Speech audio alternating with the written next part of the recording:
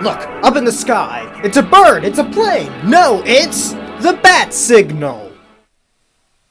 Howdy y'all. As you might have guessed from the title of this upload, this is the third part of my small series of videos, or rather one very long video that I'm breaking up into parts, on the first year of Batman comics. Now, without any further ado, let's dive right into Detective Comics number 38. Now, this is a big one for obvious reasons. This comic right here introduces the first ever rendition of the DC logo that we all know and know today. DC Comics, Detective Comics Comics. Got their naming convention from ATM machine and pin number. Okay, time to be serious. This issue is a big deal because it features the debut of Batman's trusted sidekick, Robin, the Boy Wonder. And I fully admit, it was not until I read this little blip here that compares him to Robin Hood that I realized that the Boy Wonder was partially inspired by the medieval vigilante. Kinda obvious now that I think about it. Anyway, let's dig right into this young hero's debut story. This comic starts out with a performance by the Flying Graysons, a trapeze act composed of a father, mother, and son trio. During their performance, some gang members visit the owner of the circus, telling him that he better pay protection money to ensure that no accidents will occur. The circus owner, refusing to give in to their demands, tells the criminals to scram. The next night, however, a terrible accident does occur. During a particularly dangerous trapeze act, the rope holding up the Graysons gives way, leading them to plummet to their death. Dick Grayson, the youngest member of the family, watches in horror as his parents die right in front of him. He soon finds out that the gangsters were the ones behind his family's death, and he starts to head over to the police, but he's stopped by the Cape Crusader himself. Batman warns the boy, telling him that the gang leader, Boss Zuko, runs the town, and if he goes to the police, he would be killed himself. Moved by Dick's determination for vengeance, and seeing so much of himself in the boy due to their parents' similar fates, the Batman decides to take the young Grayson in as his ward, coaching him to be a crime fighter just like himself. After months of strenuous work, Dick Grayson is transformed into Robin, the Boy Wonder. Once training is complete, the two return to Boss Zuko's territory, Dick Grayson picking up the disguise of a newsboy to infiltrate the town. I want to mention that this is also something that Dick does pretty early on in the Batman film serial that I mentioned sometime earlier. If that was intentional, I find it a pretty nice nod to the character's debut comic. Crap, there's now two things I like about this serial. I better get back to the story. Dick Grayson is soon accosted by two older kids, telling him that he better pay them protection money or they'll beat him up. After giving them the dough, he follows them to their boss's headquarters, arriving just in time to hear Zuko, in a fit of rage, demand that his people take in even more money from the poor citizens of the town. The next night, as the gang members go around to collect the protection money, Batman swoops in to stop every single one of the pitiful thugs, after which he trashes a casino run by the boss and destroys all of Zuko's slot machines in the town for good measure. He successfully lures the big boss himself into a construction site. Once there, Robin, the Boy Wonder, takes out the thugs one by one, kicking, tossing, and slingshotting them into submission. This part is genuinely very cathartic to read. I'm so used to other depictions of the story where Batman persuades Dick to not go after his parents' killers because revenge is wrong or whatever. So seeing Robin straight up kick some of the thugs off of the girders entirely is honestly pretty great. And it's also pretty neat seeing how the two-parter, Robin's Reckoning, which was the animated series take on the story, starts off with the dynamic duo fighting thugs on a construction site, a nice little nod to the original comic. In the end, Batman and Robin capture Boss Zuko and send him to prison to undoubtedly rot away in a dank cell for the rest of his miserable life. Or for him to be let out after 7 years, only to be immediately shot down by a rival gang leader, whichever comes first, I guess. In the last two panels, Bruce asks Dick if he wants to go back to living a normal life, now that his parents' killer is behind bars. But the young boy says no, wishing to fight alongside the Cape Crusader instead, in his never-ending battle against crime. This comic was easily my favorite one so far. What can I say? I'm a sucker for a good revenge story, and this was a good, satisfying revenge story. I really like how Bruce helps Dick in avenging his parents' killing, granting the boy the justice that he never got for his own parents' death. Overall, this one was pretty great. One problem with it though. It had nothing to do with giants. Batman number 1. Well, here it is. After appearing in Detective Comics for 11 consecutive issues, the Caped Crusader would finally get his own line of comic books to himself. Batman number 1, consisting of 4 action-packed stories starring the dynamic duo fighting criminals of all shapes and sizes. Though before we dive into the meat of the comic, let's change to something more appropriate. Now, kinda obviously, this is not an original copy of Batman number 1. If it was, I wouldn't be using a Blue Yeti microphone. No, this is a reprint, an exact replica of the original release with a few minor changes. It has no real value, but it's a neat enough novelty for what it's worth, and it makes this part of the video slightly more interesting. So, let's stop wasting time and dig right into the issue.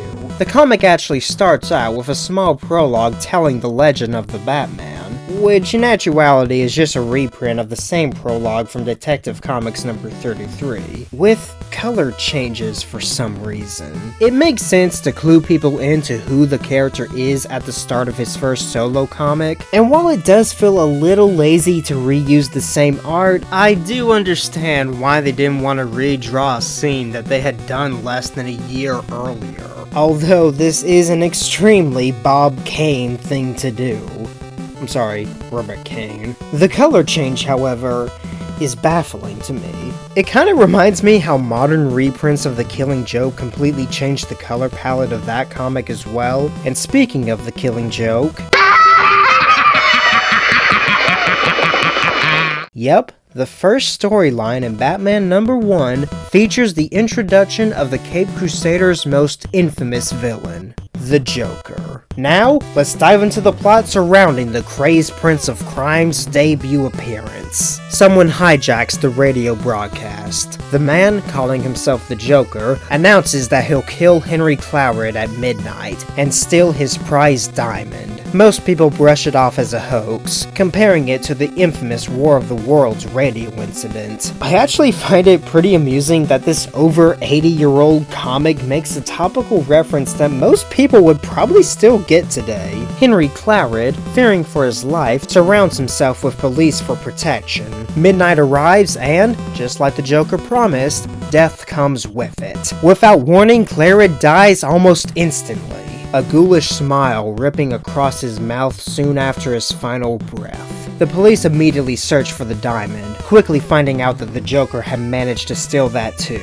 At his base, the Joker applauds himself for how he was able to pull off the crime. He had used the small-acting poison to kill Claret, and had stolen the diamond in advance, the crime already being committed before he had even made the radio announcement. The next night, a similar murder is dealt out by the Prince of Crime. It doesn't take long for the Joker's actions to gather the attention of other members of the criminal underworld, some of the other gangsters getting annoyed by the fact that the Joker is stepping in on their territory, so they lay a trap out for him, a trap that the Joker walks right into. However, unknown to any of the criminals, Batman is on the scene as well, and he quickly makes his presence known as he jumps down the stairwell and starts beating up the thugs one by one.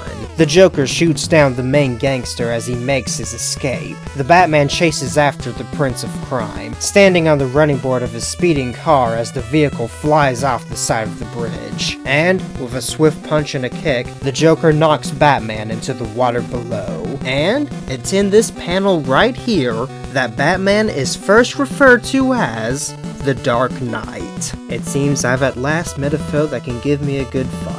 However, I'm not licked. Not quite. Oh, Batman's a poet and he didn't even know that about himself until right now. Another ghoulish death is soon dealt by the Joker. This time, the Clown Prince of Crime disguises himself as a police chief so that he can watch the man as he dies. The Joker leaving the house, only to be spotted by Robin, who follows the clown all the way back to his place. The boy Wonder goes inside to investigate, only to be knocked out once inside. The Joker ties the boy down to a chair and and starts to inject him with the same poison that he had used on all of his other previous victims. Though, right before he can make the injection, Batman breaks in through the window to stop him. Oh, thank God. Didn't want death in the family. The Caped Crusader, knowing where Robin was because he had followed his glow-in-the-dark footprints. The duo having coated the bottom of their shoes in a special paint that glows underneath an infrared ray. Okay, so it's a little stupid, and this level of comic book logic doesn't really fit into the rest of the serious story that the plot is telling. But this is the same series that had flowers with faces, so what am I even complaining about? Anyway, the Batman socks the Joker in the jaw, knocking him into a table loaded with chemicals, accidentally starting a fire in the house, giving the Dark Knight a strange feeling of deja vu. Batman quickly gets the tied-up Robin out of the burning house as the Joker escapes during the confusion. However, the Clown Prince of Crime doesn't escape the dynamic duo for long. After a small tussle, the two finally apprehend the killer clown, sending him off to prison, for him to rot away in his jail cell, never to be seen again. I find it pretty neat how the Joker's knack for announcing his crimes before he commits it is something that originated in his debut story. I also got a kick out of the fact that the Joker's method for killing people is almost the same exact method he used in the Burton film. Heck, his overall look and the way he disguises himself are also pretty reminiscent of that film as well. It's pretty neat reading this comic after watching the '89 film for so many years. Seeing for the first time how the movie incorporated elements of the Joker's debut story. But getting back to the comic itself, let's move on to the next story. The plot starts right away with Hugo Strange escaping prison and breaking some patients out of a Metropolis insane asylum. 1 month later, a huge lumbering giant attacks people on a crowded street in Lower Manhattan. Which is it? The giant comes back to attack the following night, only for the Batman to be watching over in the sky this time. The Dark Knight follows the man-monster all the way back to Hugo's secret headquarters. He heads inside for clues, only to step right into a trap. Professor Strange, delighted to see the helpless Caped Crusader, gleefully tells him his plans. He had used a special growth hormone to enlarge all of the patients he had broken out of the insane asylum, using them as a distraction so that he's free to rob banks in other parts of town. Hugo Strange injects the Caped Crusader with the same growth hormone, and then locks him up in a jail cell as he starts preparations to send out more of his man-killing giants once again. The Batman, making use of some special chemicals he had hidden away in the heels of his boots, creates a small explosion that blasts open the bars of his cell. Once free, he socks the professor in the jaw, knocking him out of the window and down into the turbulent waters below. The Batman makes quick work of the giants still inside of the house, turning the simple-minded beings against each other as he works up an antidote for the growth hormone. He injects the cure into his arm with only a minute to spare before he would have been turned into one of the lumbering giants himself. Taken to the skies, the Batman tracks down the 2 trucks that Hugo Strange had sent out already. Much as I hate to take a human life, when have you ever hated that? This is the first ever hint of Batman's famous no-killing rule, which is a little funny to read after he just punched a man into the ocean. Anyway, he guns down the truck, killing the drivers, and kills the giant by picking him up and letting him fall back down to his death. Are you sure you hate taking human lives? Cause remember, these man-monsters are human after all. They're people that Hugo Strange gathered from an insane asylum and transformed into these lumbering beasts. It's honestly kinda bleak if you think about it. I have no doubt if the story was written today, more emphasis would be placed on the whole body horror aspect of it, and how these mentally unwell men were changed into giants against their will. But this was made back in 1940 when no one cared about that sort of thing. Anyway, the Batman tracks down the last truck, which is in the middle of the city. He guns it down like the other. The giant lumbering beast escapes the wreck and climbs up the Metropolis Empire State Building. I believe it's right next to the Metropolis Statue of Liberty. An homage to King Kong plays out as the giant thrashes his arms in the air, trying to knock down the Batplane, only for the Batman to assault him with a barrage of gas pellets. The man monster, succumbing to the noxious gas, falls off the top of the building to his death, leaving the Batman to wonder if this will be the last he'll see of Hugo Strange. Probably not. Okay, so I have a little theory. A comic book theory! And I'm pretty sure that this story was supposed to be the one in Detective Comics number 38. Notice how Robin wasn't in this one at all, hinting to the fact that this was supposed to be before the Boy Wonder was to make his debut. Though, beyond that, you have the teaser at the end of issue 37, which is obviously hinting to this story. If I had to guess, they printed them out of order so that Robin would be introduced before Batman number 1. Which is fair, it's not a big deal or anything, but it's something I found worth noting regardless. On to the next story.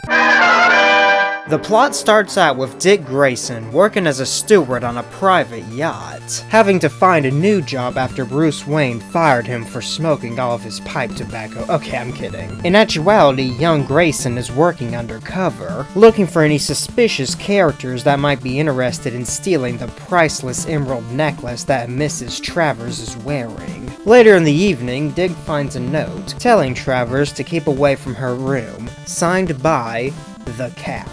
And, just a few minutes after reading the note, he finds out that Travers' necklace was stolen by the mysterious feline. Before anyone even has a chance to process what's happened, a group of wannabe pirates break onto the scene as well, demanding that the old lady hand over the necklace. Upon finding out that it's already been stolen, they settle on stealing everyone else's jewelry instead, though not without taking a few blows from Dick Grayson in the process. The young boy jumps into the waters below to escape a barrage of bullets, somehow managing to change into his Robin costume while underwater. Okay, that's pretty impressive, not gonna lie. The thugs head back to their smaller boat to depart from the scene, though they don't make it far before they're accosted by the dynamic duo. A fight breaks out, where Batman lets Robin take down the criminals all by himself. In the end, the Dark Knight breaks the fourth wall and speaks directly to the reader. Well, kids, there's your proof.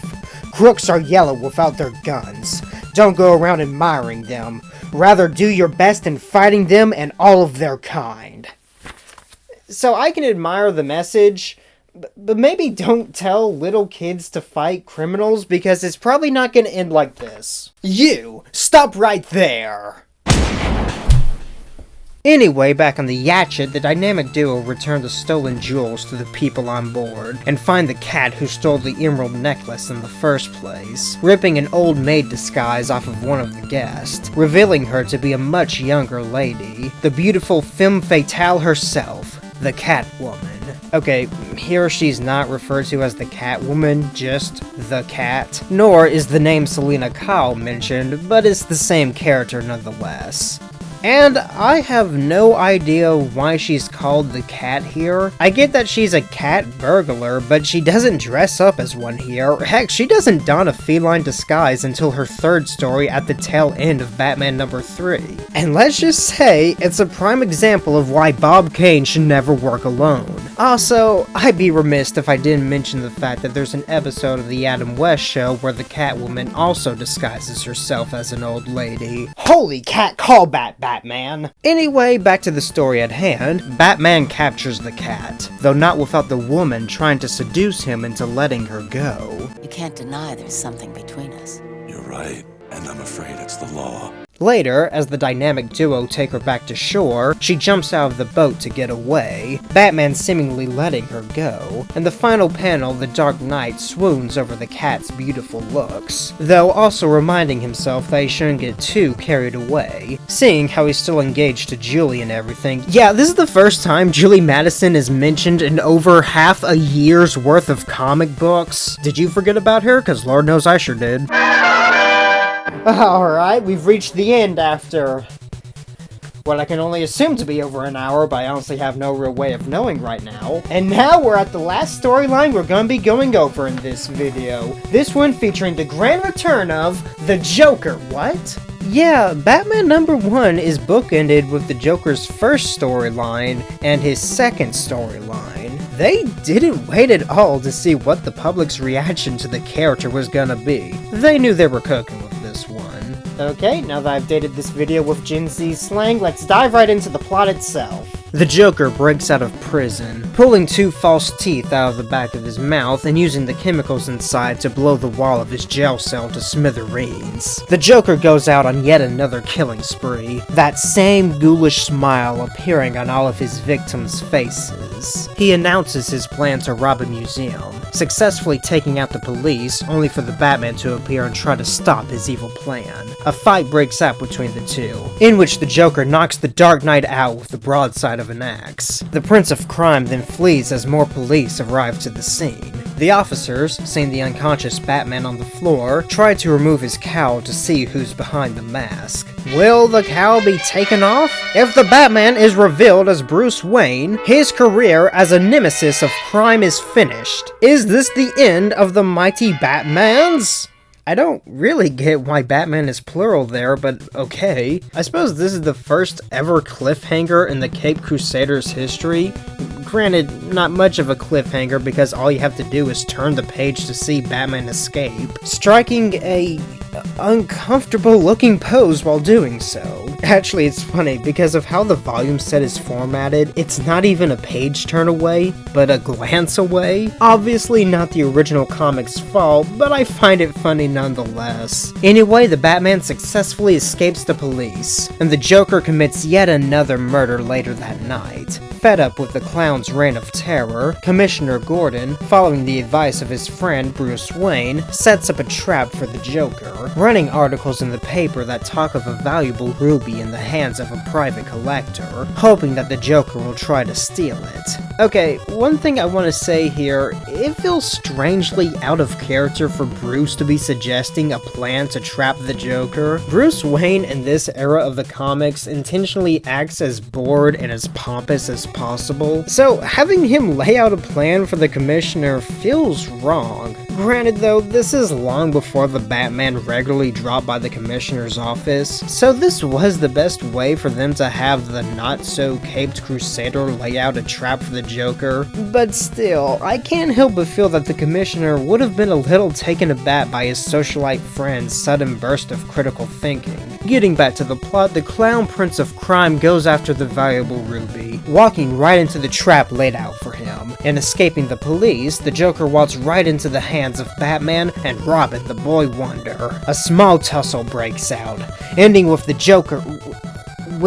Joker accidentally stabbing himself right in the chest, dying with the same twisted smile on his face that he had left all of his victims with. Holy Christ! Though, of course, in the final panel, it's revealed that the crazy clown is still alive. One last thing I want to mention about this comic. On the back cover, there's a drawing of Batman and Robin, signed by them as well, which is admittedly a pretty nice touch. This artwork is admittedly pretty nice. It's arguably the best drawing of the dynamic duo we've gotten yet. Granted, I don't know why Batman's utility belt is blue, but that's besides the point. Though something I just have to mention is the fact that the comic encourages readers to cut out and frame the artwork. Now, I can't help but imagine the sheer number of Batman #1s out there that have the back cover cut out of them. But then again, the back cover alone goes for a ridiculous amount of money, so what do I know? I think one thing that struck me while I was reading through these issues was seeing just how quickly the comic improved as time went on. I'm sure you've noticed it too, how a lot of the early art is honestly pretty stiff, and the layout of the panels themselves is so generic that it makes the comic less visually interesting. But the art and layout of the comic slowly became more refined and dynamic as time went on, which really just goes to show that Robert King got a lot better at hiring ghostwriters as the series progressed. I also find it funny how Batman's suit slowly but surely becomes blue over time as well. Starting out being black with blue highlights, though changing to be blue with black highlights. It's kind of funny though, because I'm not sure you could point to a specific issue where it stops being black and starts being blue. It's a process, you can't look at one comic alone, you have to look at the bigger picture. It's weird though, because even though the Batsuit was slowly changed and refined over time, the logo on the front of all Detective Comics still showed a clearly older design for the Batman. Meh, I kinda wish that mindset stuck, honestly. Okay, enough about Batman for the moment. Now I want to talk about his trusted sidekick. Please, come here, Robin. I've always found it really funny how Robin has essentially been with Batman since the very beginning, and yet so many adaptations out there omit his character entirely. Like, it'd be pretty hard, if not straight up impossible, to pick out the best live-action depiction of the Batman. There's so many different actors to choose from, all of them bringing something fresh and new to the character with their own respective performances. Now, try to do the same thing with a live-action Robin and it's Burt Ward, cause who's even had the chance to put their own spin on the character? Don't make me laugh. Honestly, it kinda sucks that he's left out so much. I would love to see another live-action adaptation with the Boy Wonder present. And another thing I want to mention, I see so many people describe the golden age of Batman as something like, the comic started out with an edge, with the Dark Knight prowling through the decaying underbelly of the criminal world. But then Robin came along and the comics lightened up in tone with the addition of the new character, and that is just not accurate. The comics featured maniac killers before and after Robin made his debut. I know the comics did get a lot lighter and, well, goofier as time went on, especially during the Silver Age, but to act like Robin himself brought about that change is at best a gross oversimplification and at worst just plain wrong. And I really have to say, I think the Boy Wonder brought some much needed life to the series.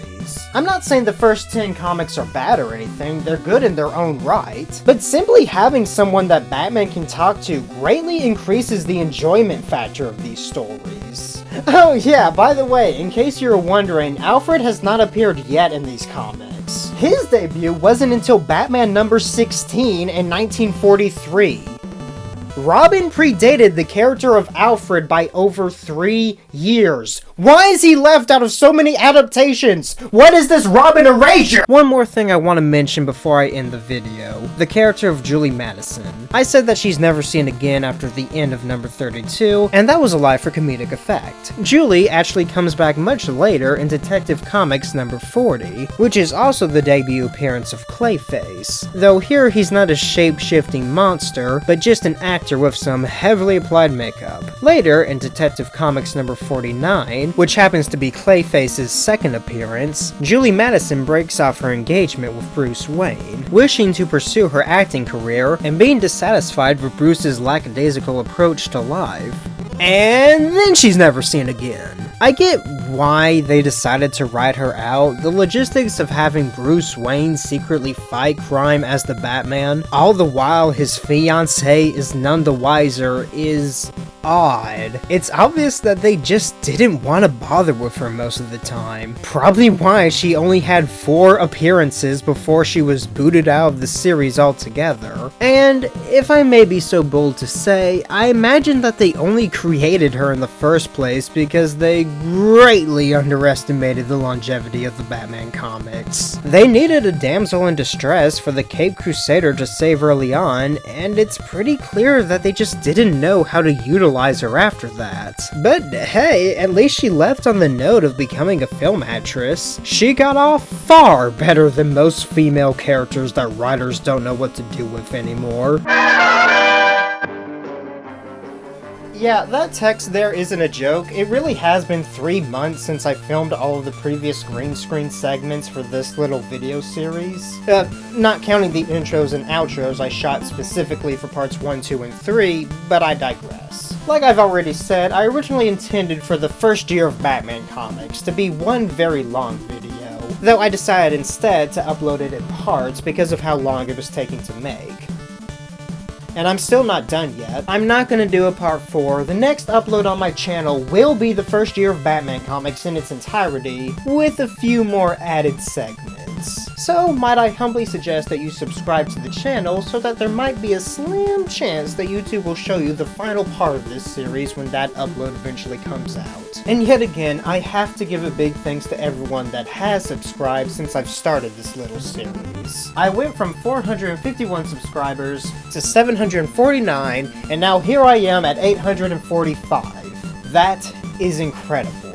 I might actually have a chance of reaching 1,000 subscribers before the year is over. A slim chance, but a chance nonetheless. For real though, thank you for subscribing, and without anything more to say, thank you for watching all the way to the end, and until next time, goodbye y'all.